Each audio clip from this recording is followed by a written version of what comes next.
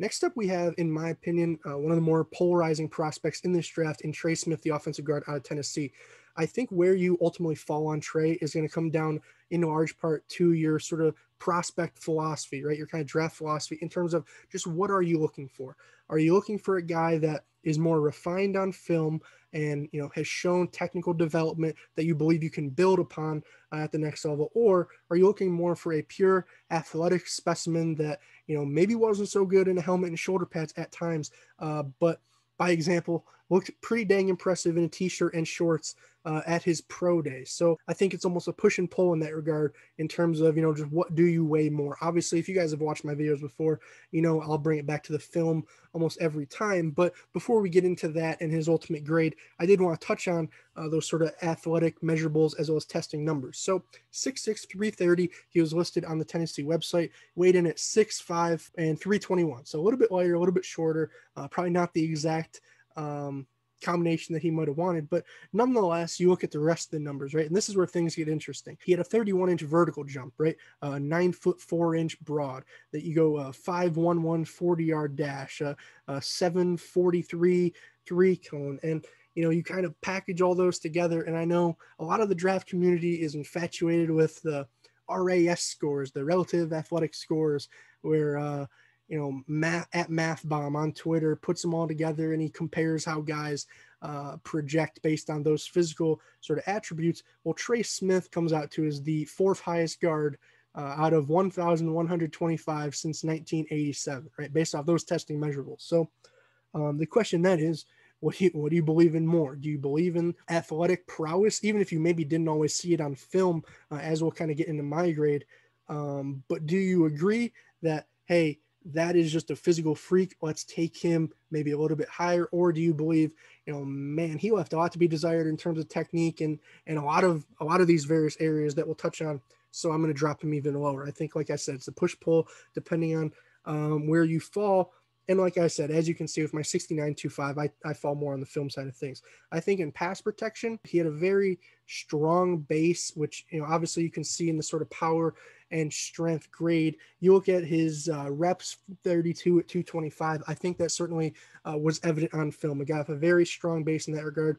Tough to really move back, tough to really bull rush, tough to get into, good in that regard. I thought he did solid there. I felt like he struggled a little bit more with some of the quicker, more dynamic defensive tackles on the interior. It felt like a lot of times he would be lunging after guys, which, as you'll see, that balance and leverage grade is the lowest I've given anybody to this point, no question. He's got to work on that, right? Too many times he's playing essentially straight up, or if he's not playing straight up, he's trying to lunge for guys with a heavy head and he's getting dumped and falling off of blocks. That was really in both phases, as a pass blocker and as a run blocker.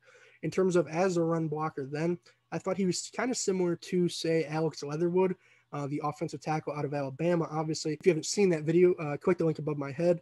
But no, I think that he, as in terms of just being a downhill guy, okay, a base block, a down block, right, where you're just trying to move people, I thought he did relatively good. In terms of the more dynamic blocks, say a reach block, right, say a backside cutoff at the second level, say a pull, a wrap, anything in that regard. I just think that he struggled there, right? That's why 11 out of 15 is not necessarily as good as maybe it would be if he was just a down block on that one technique every play. I think that his physicality and finishing is interesting because the physicality was there. The finishing was not at times, right? And, it was kind of comical just because sometimes you would see him block to the whistle and just flat out dominate guys. And other times you would see him seemingly give up mid-play. And that's just not what I'm really looking for personally. You'll continue to see that in some of the future guards that we do on, both sides of the spectrum.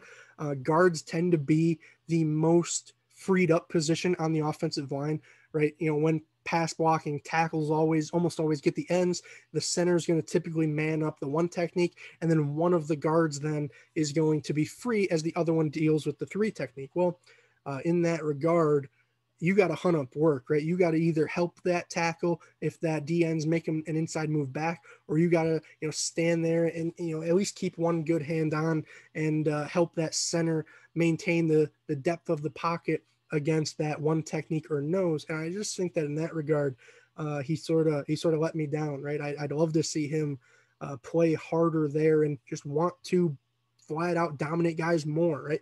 It just seemed like there's so many plays where he left something on the table, whether it was, like I said, falling off a block in terms of the balance and leverage, but also just not really going after guys when he could, right? And that just, especially as a former lineman, that just ekes me. It's going to eke you eventually, because the only thing that you're going to regret is not having reached your fullest potential. And a lot of times for guys, that's due to their effort. With Trey, I would say it's a little bit more so due to the technique, but I do think effort plays a part in that, right? Because you can get away with some sloppy technique. We've seen that out of, say, Tevin Jenkins, right? Who I had a very high second round grade on. I think that just the fact that he is so mean and nasty and refuses to, even if you get into his chest, he refuses to let you break off and beat him. I just wish we saw a little bit more of that out of Trey. In other words, IQ and awareness was pretty questionable for me. Particularly in terms of just what angles he should be taking on various blocks. Occasionally, just who he was flat blocking, right? It seemed like there were more missed assignments on his film than there were some of the other guards. And you can't always put those on him, right? Because it is a miscommunication. But when the center does one thing that indicates you're wrong and the tackle does another thing that indicates you're wrong, I think that chances are you're wrong, right? And I think that he can clean up things there. Really, lastly, the mobility for me was a question mark. And maybe that comes back to the effort, right? But I didn't see that fourth best athletic score on film. I just flat didn't see it. Occasionally he'd look solid on like short side trap blocks in terms of, it's okay, you're just going to quick open up and kick out an end. He looked fine there. But if you're asking him to do anything really longer, right? Anything where he has to go get a guy, go chase down a guy, go find a good angle on said guy and make sure he gets a hand on him at least. I feel like he struggled there quite a bit. And he also kind of struggled in and out of his pass sets, which I don't really love out of an interior O lineman. That's where it's easiest, right? Because you have the least ground to cover. But it seems like guys' counters when he's being a pass blocker were sort of eating him up a little bit as well. So I'm not saying he's necessarily bad by any means. I'm just saying that I think he's pretty raw and has a lot of work to go to really enter himself into that sort of top tier guard discussion, particularly compared to some of the guys that we've seen and are going to continue to see. So overall came out to a 69.25. If you believe the relative athletic score and you think he is worthy of a 5 out of 5 athleticism, obviously that's fine. Just bump it up a point. But for me, that lands him just below Walker Little there as my lowest graded O lineman to this point. Obviously, we have a lot more coming, so I don't suspect he'll end there. I do think he is sort of in that late third, even middle to late third round discussion for me. If you can get a guy with his athletic ceiling in the fourth, that'd be fine and good. That'd be a great value, and I think you'd be looking at a very solid pick. But if you're talking about a guy you're going to take in the second, as I've seen in a lot of mock drafts in retrospect, I've seen people saying that he should go as high as like 34 or 35, I believe. And at that point, I just question what exactly we're looking for out of our guards at the next level, because I think like I said, some of the t-shirt and short stuff might be there. I think some of the helmet and shoulder pad stuff, coming from the perspective of somebody who's played the position for 17 years, I just didn't think that he was quite as refined as he should be, right? I'm not saying by any means that he can't get there and he can't learn those various techniques. I just think it's going to be a little bit more rocky of a road than other people might have coming off last season, because it did seem like I said, he was pretty highly regarded for a lot of people. But yeah, I think that he's a solid guy who, I might not be taking to become a starter day one. Maybe if I'm a little bit shallow at that guard position and have some question marks, say the Lions, for example, my Detroit Lions, they're projected to start a rookie last year out of Kentucky that, there's some question marks there. Well, hey, if Trey Smith's available in the fourth round, now you can get a nice little competition going and potentially maximize really what both of them have to offer. And then maybe you'll ultimately end up playing them both. But I think that if you're just a team, a good competitive team looking to solidify that last hole on the O-line, I'd probably look in some other directions for guys that are further along in terms of their technical prowess. But with that being said, obviously, if you guys did enjoy the video, make sure you leave a thumbs up. If you didn't, tell me why in the comment section down below, right? Are you a Tennessee fan? Are you a Trey Smith fan? Are you just really high on his potential athletic ceiling, right? You can disagree with the criteria I grade on, but hopefully you do see from this criteria why I graded him as I do, right? If you think that, athleticism raw, raw athleticism needs to be worth 45% of somebody's 100-point grade, then there's no question that we're going to disagree pretty radically on a guy like Trey Smith, who, like I said, he's a pretty polarizing guy in that regard, right? If you're skewing more towards athletic potential, maybe higher. If you're skewing more towards technical mastery, I think that he's going to be graded similarly on your big boards. But with that being said, obviously, last but not least, make sure you guys subscribe.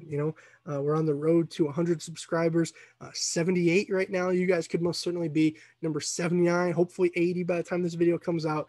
But we'll obviously have to just wait and see there. So hopefully you guys are continuing to enjoy these draft videos. Hopefully you're enjoying some of the more O-line, maybe more technical breakdowns in that regard. Obviously, I'd love to just have a whole film backdrop here and be able to break it down, but YouTube doesn't like that on my channel for some reason, according to their copyright system. So hopefully this will do. Hopefully some of what I said you can see on film, and if you see otherwise on film, make sure you tell me down below. And maybe, hey, maybe I was wrong and I'll have to reevaluate Trey Smith myself. So you never know in that regard, but I do know that I'm mic'd up. Now I'm mic'ing out. Peace, guys.